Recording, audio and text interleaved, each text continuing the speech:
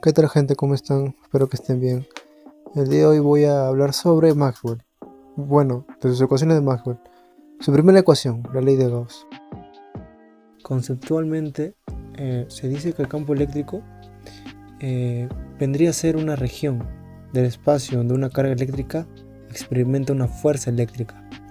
Entonces podemos definir que, como dije, es un campo eléctrico. Vendría a ser un campo vectorial, una función que toma un vector y la convierte en otro. Entonces, eh, para saber qué es el campo eléctrico, tenemos que definir también que hay una magnitud que está relacionado con lo que es el flujo en un campo eléctrico. Y ahora, ¿qué es el flujo? El flujo vendría a ser una especie de medida para saber de qué tanto del campo atraviesa una superficie. Por lo tanto, la fórmula del flujo eléctrico sería la sumatoria de dicha superficie por el campo eléctrico, viene a ser un vector por un diferencial de área. O sea, de cuántas flechas atraviesa una superficie dada. Flechas entre comillas, porque es la representación de un vector que le damos a veces. Ahora, no es práctico tomar o contar estas flechas uno por uno, ya que dichas flechas en cada punto del espacio serían infinitas. Por eso se necesita una forma útil para calcular dicho flujo. Ahora, si tomamos una superficie como la que estoy dibujando y la dividimos en cuadrados, en cuadrados más pequeños que podamos con unidad 1, esto debe ser diferenciable para que dichos cuadrados sean tan pequeños como podamos y tiene que estar encerrada para que no se escape ninguna. Ahora, si queremos medir cuánto del vector del campo eléctrico pasa a través del área, ¿cómo lo haríamos? ¿O cómo sabríamos esto? Vamos a medir qué tan alineados están ambos vectores. Qué tan alineado está el vector de área de unidad 1 y tamaño 1. Entonces, que está representado por el diferencial de área. Entonces, una forma de medir qué tan alineados están ambos vectores es por su producto punto, que es un poco, de acuerdo al álgebra lineal, es una operación entre dos vectores que nos va a dar como resultado un número, o sea, un escalar. Entonces, ¿qué quiere decir esto? Que si en una interpretación física, si el ángulo es igual a 0, los vectores están en la misma dirección y el producto punto es el máximo positivo. Ahora, si el ángulo es igual a 90, los vectores son perpendiculares y el producto de ellos será 0. Y bueno, también se dice que si el ángulo es más de 180, van en sentidos opuestos, entonces el punto es negativo. Entonces esto nos da la idea o nos ayuda a entender lo que pasa si la fuerza o el flujo que pasa a través de dicha superficie es paralela al campo, está fluyendo con toda su intensidad, con toda su intensidad en la superficie. Ahora, caso contrario, si dicho flujo pasa perpendicular o ortogonal, no pasa nada por esa sección. Sin embargo, ahora si que hiciéramos el flujo total, necesitaríamos la suma de todo lo que pasa a través de todos los cuadraditos de la superficie. O sea, pueden ser infinitamente pequeños como queramos y tendremos que sumar todo eso para saber cuál sería el flujo total. Ahora, ¿qué vendría a ser la suma de contribuciones infinitamente pequeñas? Por cálculo sabemos que es integral, es una integral. Entonces, la definición del campo, la definición del flujo del campo sería la siguiente. Si el flujo es positivo, este campo, si el flujo es positivo, sale del campo. Principalmente va a salir del campo. Pero si el flujo es negativo, este va a entrar al campo. Entonces, cuya formulación sería que el flujo de esto sería a la integral de superficie por el flujo por un diferencial de área. Entonces llegaríamos a una definición que el campo eléctrico es la manifestación de las cargas eléctricas. Entonces, dicho flujo, en este caso el flujo eléctrico, vendría a ser quiere decir que de qué tanto atraviesa el campo o una superficie, eh, que sería el flujo del campo eléctrico. Ahora, si podemos medir el flujo de un campo eh, a través de alguna superficie, tendríamos una idea de cómo es la carga que lo produce y a la vez también conoceríamos la configuración de dicha carga. Entonces, em, también si conocemos la configuración de carga, podemos conocer el campo que lo va a producir a partir de dicho flujo. Ahora nos podemos preguntar cómo es el flujo del campo eléctrico creado por esta carga a través de una esfera. Bueno, ¿cuál sería ese flujo? El flujo eléctrico sería la integral de dicha superficie cerrada por el vector campo por un diferencial de área. También podemos ver el vector de posición R, que siempre es ortogonal a la esfera, no importa dónde lo pongamos. Entonces, bajo esa relación podemos definir que el diferencial de área debe ser ortogonal siempre a la superficie. Y así podemos utilizar esa relación que tenemos entre el vector de posición con el diferencial de área, obviamente en un tamaño de 1. Entonces podemos igualar el vector de posición igual al diferencial de área. Entonces nosotros al momento de integrar sabemos que es una superficie, tenemos que hacer un integral doble. Y también sabemos que es una esfera, por lo tanto podremos aplicar coordenadas esféricas para dicha ecuación, para dicha integral. Entonces, resolviendo esa integral, tenemos que definir ciertos límites, ¿no? Los límites vendrían de 0 a 2pi, por lo que al ser un integral doble podemos dividirlo en dos integrales y resolver esta integral. También podemos acá reemplazar lo que viene a ser el vector posición R, cuyo valor es 1, ya que es un vector unitario. Ahora acá reemplazamos también al vector del campo eléctrico, ya que lo reemplazamos en su forma que se ve en la ecuación de Coulomb. Bueno, teniendo todo eso y resolviendo esta integral, hallamos que el flujo eléctrico es igual a la carga sobre la constante de permeabilidad en el vacío. Vendría a ser el flujo de campo a través de dicha esfera, a través de una esfera cuya carga está en el centro, en el origen. Por eso sabemos por eso también podemos saber que el radio está a la misma distancia en cualquier punto de dicha esfera. Y por lo tanto siempre el vector posición va a estar ortogonal a dicha superficie. Ahora, ¿cómo hallamos el vector de campo eléctrico? Conocemos que el campo dado por una carga porcentual que es Coulomb. ¿Cómo se define eso? Se define, si recordamos la ley de Coulomb, es la fuerza entre dos cargas, que viene a ser la fuerza igual a una constante, la constante de Coulomb, por dichas cargas sobre sus distancias al cuadrado por el vector unitario que indica la dirección de la línea que une esas dos cargas.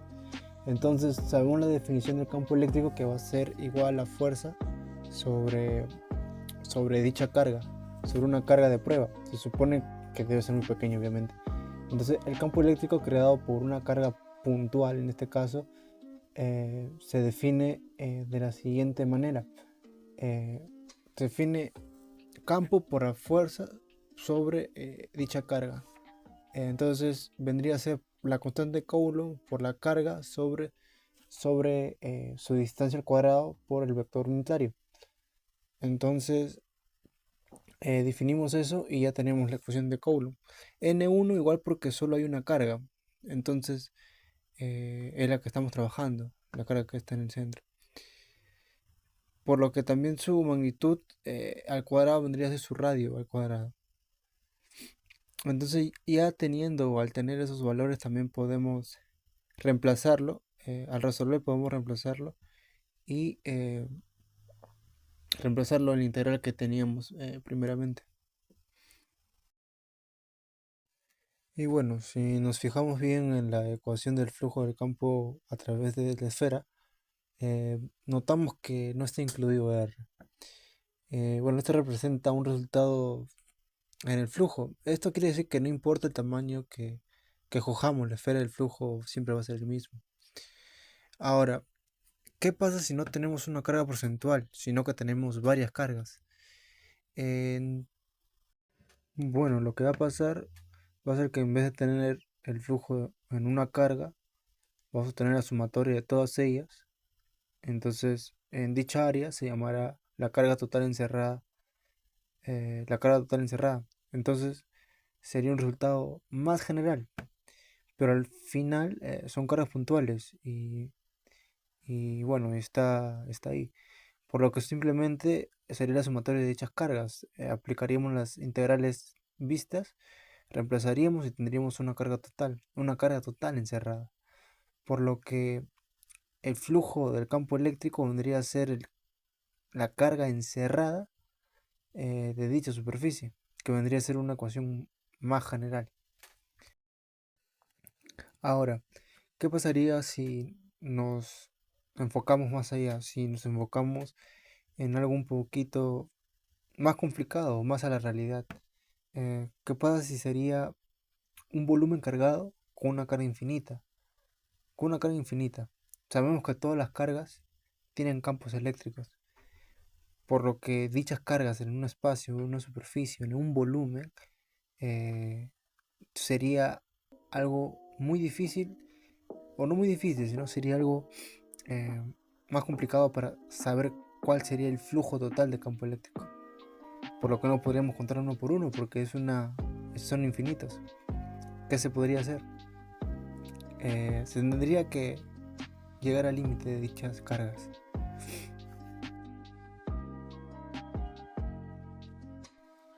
Entonces, si dibujamos esas cargas, en este caso, infinitas cargas en un cierto volumen, como lo que estoy haciendo, que lo voy a poner en un volumen. ¿Y en qué volumen puede ser eso? Puede ser una esfera, puede ser un cubo. En este caso, lo que voy a hacer va a ser un cubo, para especificar más, o tener otro tipo de volumen, otro tipo de figura. Eh, entonces, ¿en qué quedaría? En que dicha carga encerrada vendría a ser la sumatoria de, de esas cargas que provocarían minicampos que al final van a contribuir. Entonces, lo que podría ser que esa carga encerrada tendría que llevar al límite de n al infinito por la sumatoria de i igual a 1 sobre a la n por todas las contribuciones que hay de las cargas. Entonces, como sabemos que la sumatoria de todas las contribuciones de las cargas vendría a ser una diferencial de carga, en este caso, entonces sabemos que el flujo eléctrico también es una sumatoria, es una integral de superficie del campo eléctrico por un diferencial de área. Entonces, al tener eso también podemos despejar y podemos decir que el flujo eléctrico viene a ser la integral de superficie de dicha sumatoria de cargas por el campo eléctrico, por los campos eléctricos diferencial de área. Entonces, eso sería las cargas totales, las cargas sumatorias, que provocarían los minicampos que están contribuyendo. Entonces, al tener eso, simplemente lo que se deduce y lo que se hace es eh, tener todo la sumatoria de los flujos en una sola ecuación. Por lo que nos quedaría que el flujo eléctrico vendría a ser la sumatoria de dichas cargas. Obviamente sobre la permeabilidad en el vacío, que viene a ser la definición del flujo eléctrico, y por lo que el flujo eléctrico podríamos reemplazarlo por la integral de dicha carga, y esa dicha carga ya sabemos el valor que es el flujo eléctrico igual a una carga encerrada sobre eso sub 0. Entonces, al tener eso, podemos igualar que el flujo eléctrico, que es igual a la sumatoria, va a ser igual al flujo eléctrico de dicho volumen encerrado. Entonces este flujo eléctrico va a funcionar en distintas superficies, sean líneas, sean volumen o cualquier cosa que se esté cargando, pues una esfera, una superficie plana o en línea, etcétera. Esta ecuación va a funcionar para todo eso. Entonces ya tenemos o ya sabemos cómo están definidos estos aspectos.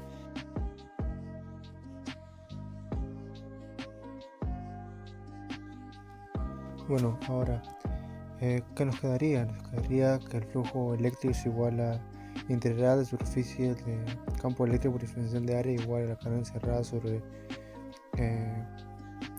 la permeabilidad en el vacío, por lo que quedaría en su forma integral la primera ecuación de Maxwell, la ley de Gauss del campo eléctrico en su forma integral.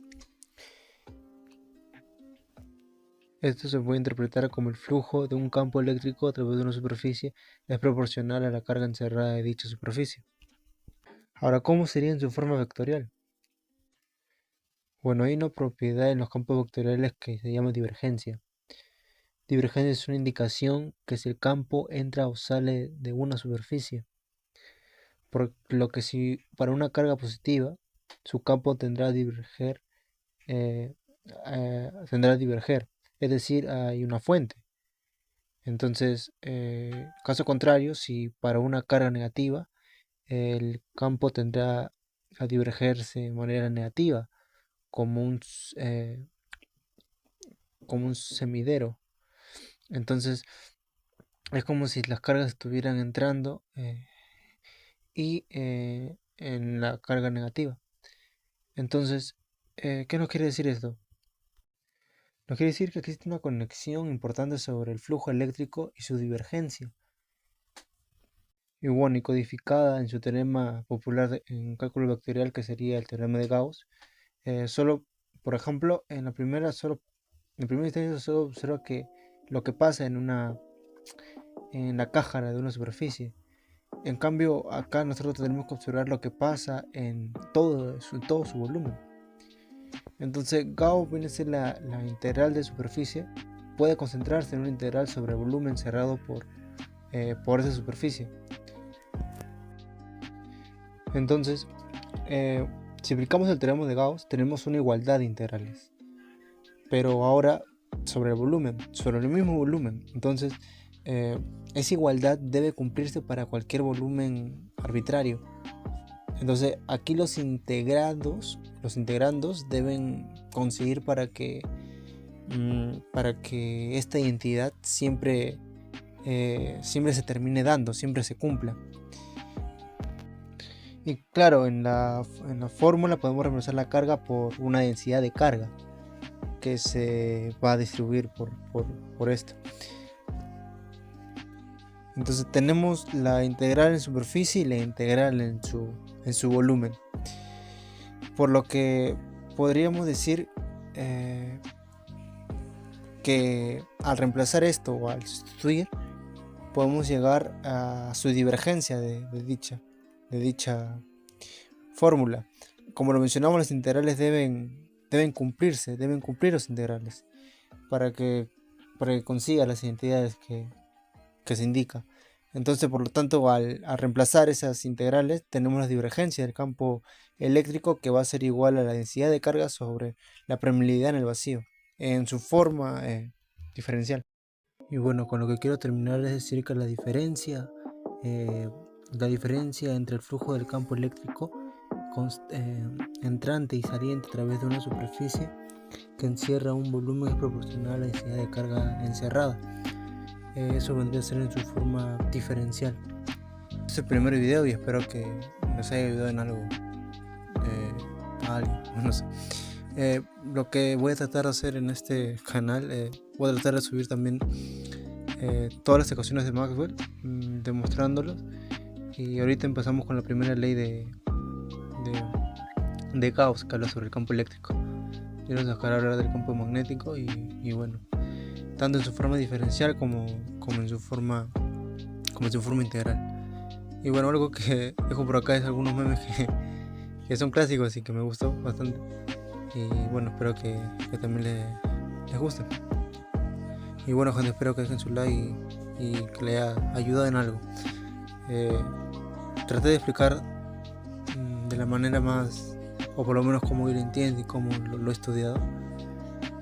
Si me equivoqué en algo o fallé en un concepto, no sé, tal vez por hablar muy rápido o por perderme en algunas cosas, les pido disculpas, perdón. Y si tienen que corregir, déjanos sus comentarios si tienen algo que corregir. Y bueno, eh, espero que les ayude en algo y si te ayudó, deja su like. Pero si no, no pasa nada, igual estamos acá para aprender y bueno, esto también me ayuda a mí, ¿no? A lo mejor no lo vean nadie porque no tengo nada, pero al final me ayuda a mí también porque de paso explico lo que he aprendido con mis propias palabras y con los conceptos. Si estás en exámenes o estás o no, o si te gusta, espero que sigas estudiando y bueno, a veces ser estudiante es difícil, ¿no? Yo también sigo siendo estudiante y sigo explicando lo que conozco. Igual espero que les haya ayudado y si no entiendes, estudia. Si no entiendes, trata de buscar la manera en cómo tú puedes entender más rápido. No es nada difícil, solamente tienes que practicar y practicar y practicar y al final le agarras el encanto y el gusto y yo sé que tú puedes. Todos podemos. Y bueno, espero que les ayude en algo, gente.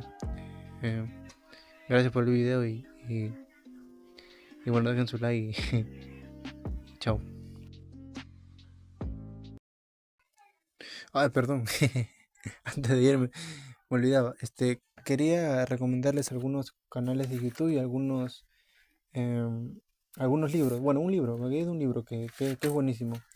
Se llama Elementos del electromagnetismo, de la tercera edición de Matthew N.O. Suzuki.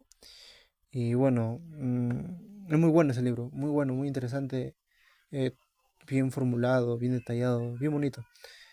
Algunos canales de YouTube que también son buenos es como el de Javier Santolaya de Datum Blog, Espiral Ciencias, que habla bastante de física 3. Ahí me ayudé por la ley de Gauss. Y Armónicos Esféricos, que también es un video muy completo, muy bonito. Buenas gráficas tiene. Si tienen alguna duda, pueden también ir y apoyarse de esos 3 videos. Javier Santolaya habla de las ecuaciones de la ley de Maxwell, que lo habla muy bonito, muy interesante. La espiral ciencia habla de la ley de Gauss y campos eléctricos de Coulomb, que también es más teórico y más ejercicios también. Y Armónicos Esféricos, que es un canal también que habla de las leyes, bueno, la ley de Gauss que me guía en eso, también habla bastante de eso con sus gráficas. Muy bonito. Espero que lo dicen algo, gente, y si son estudiantes, a darle con todo, que estamos acá para apoyarnos. Y si les siguen algo, espero que les haya ayudado. Y si no, lo siento. Pero igual, chao.